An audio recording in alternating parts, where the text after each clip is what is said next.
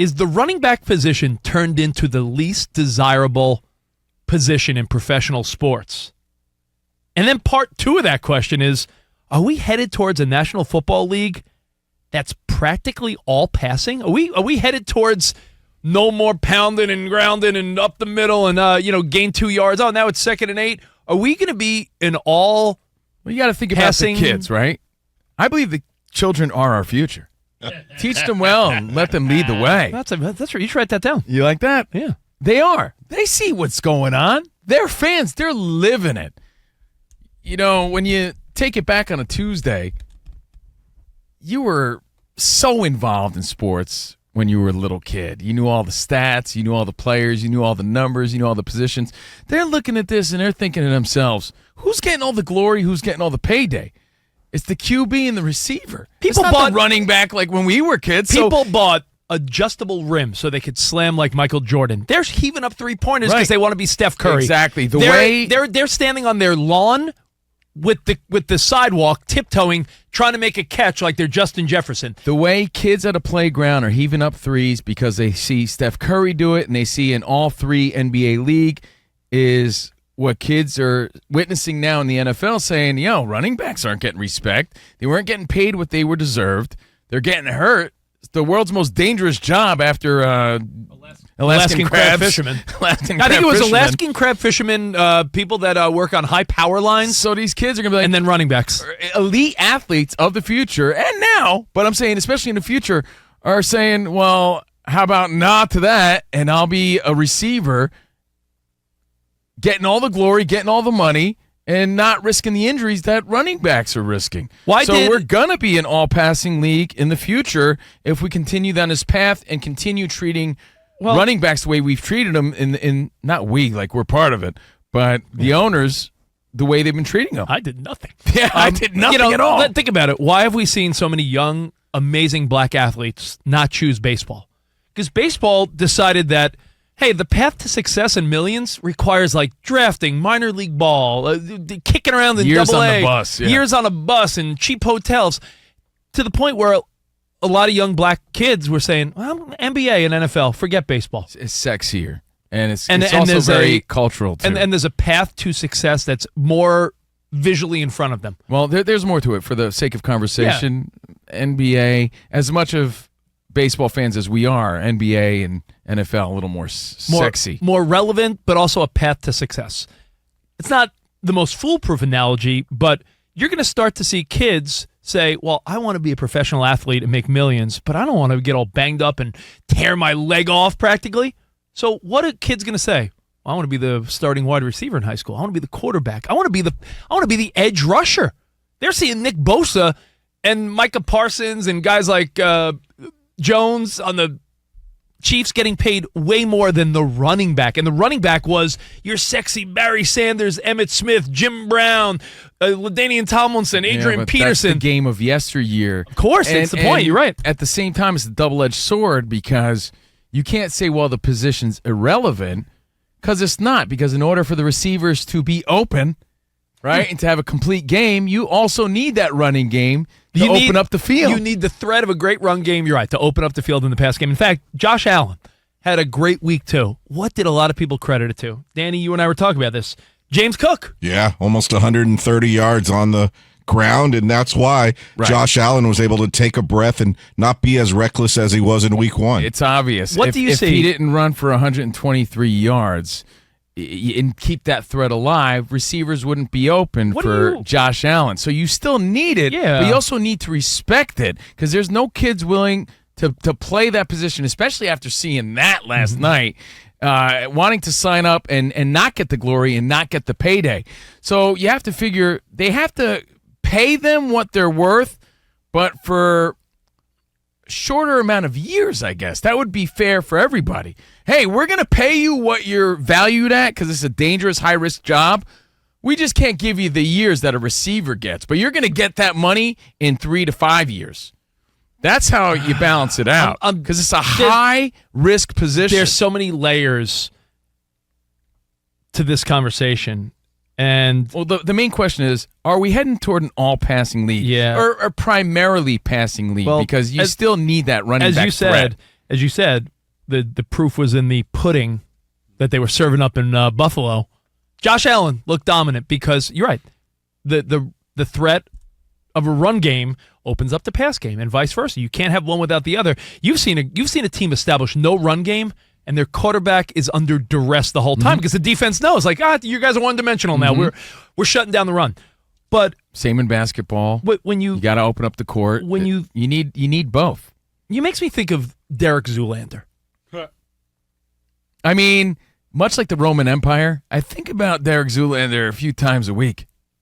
Yeah, that whole viral thing. How often do you think of the Roman Empire? How often do you think of Derek Zoolander? I think I'm getting the black lung, Bob. I bring up Derek Zoolander because Derek Zoolander, the merman, he wanted to be a model, but what did his family want him to be? A miner, like the other Zoolanders. He worked in a coal mine. He worked in a coal mine with John Voight, Vince Vaughn, and some other weird guy with funny hair. So I bring up Zoolander because it's great. Because I love it. I think I'm getting the black lung, Bob. So any excuse to bring up Zoolander, I'll do. Merman. But listen, there's a lot of jobs and positions that are considered, quote, undesirable. And there's a cycle of what happens, and history will show you. Society deems them as unsexy and like too blue collar. Who wants to do that? And then what happens is that people back away from those professions. And then that creates a what? A demand. And you're seeing it now with plumbers, blue collar workers, electricians. There is like people that actually know how to do like manly stuff. There's a shortage of trades. Trades. I think that was the word you were looking for. I'll go with manly stuff. Trades. Because what happens is we had a generation of people that like went to college and got their degree in picking their nose, and now they're just like, well, what am I supposed to do? I minored in picking my nose. I majored in communications and broadcasting. I got a minor in nose picking. You lucked out. There's a lot of people that graduated with a broadcasting degree. And you know what they're doing? Nothing. The same way the trades are coming back right now. Where it is true. If you look back, I mean, we're stating the obvious. Most people aren't doing what they went to school for. That's just a fact. But I can tell you firsthand, because I work in broadcasting, maybe like 3 people that I graduated with pursued a career in broadcasting after their communications degree. Like, how broad and useless is that? So you're seeing a reemergence of trades. Like, if you got kids that are teenagers, a lot of talk of, well, should they go to college or, maybe become an electrician or a plumber or some type of trade that has value, because guess what?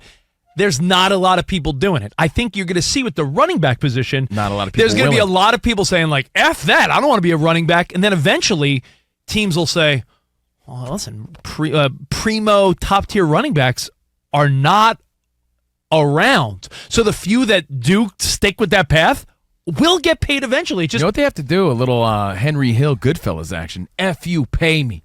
That's it. You want me to be running back? F you, pay me. Because, Danny, think of any job, right? If there's right? not a big supply, then there's got to be a demand in them getting money. It's everything. To do this. It's every industry. It's supply and demand in every industry. Who gets paid? Why does Colin Cowherd and Dan Patrick get paid the big bucks?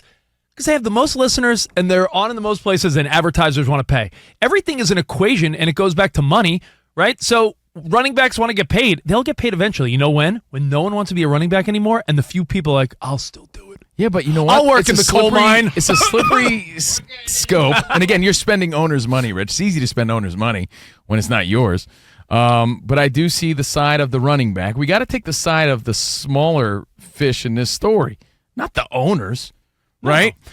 But it's a slippery scale because, or a slippery slope. No, I go with the slippery scale. Yeah, watch out. Whoa. Because there's undesirable positions in every job and in every sport. Like, you think people want to be catchers all the time, or do they just end up being catchers? Some people, that's in their DNA, I get it. But most people, they sort of just ended up being the catcher. I never wanted to be a catcher in baseball. Why do some people? Because it was undesirable. You know what? Can I tell you? You just brought up a point without even realizing it. Maybe I realized it.